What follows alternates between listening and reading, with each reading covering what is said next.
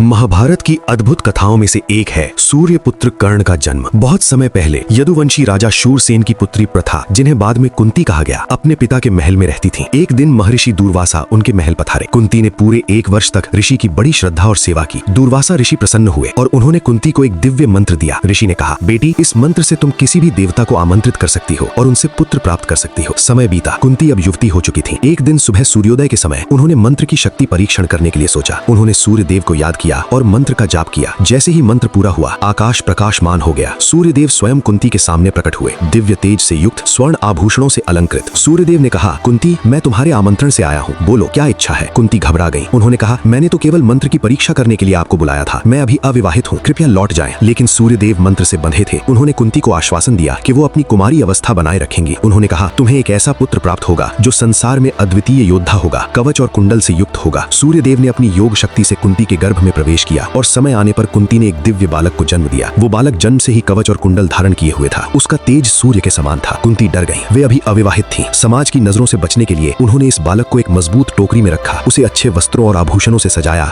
और रात के अंधेरे में गंगा नदी में बहा दिया। रोते हुए उन्होंने कहा, हे नदी, इस बालक की रक्षा करना। टोकरी गंगा की धारा में बहती हुई चली गई। एक सूत रथ चालक अधिरथ और उनकी पत्नी राधा गंगा किनारे आए। उन्होंने टोकरी देखी और उस दिव्य बालक को गोद ले लिया। राधा ने उसे अपना पुत्र मानकर पाला। यही बालक आगे चलकर राधेय और दुनिया भर में कर्ण के नाम से प्रसिद्ध हुआ। कर्ण जो सूर्यदेव का पुत्र था, लेकिन सूत पुत्र कहलाया, जिसके जन्म में ही दान, वीरता और भाग्य की महान कहानी लिखी जा चुकी थी।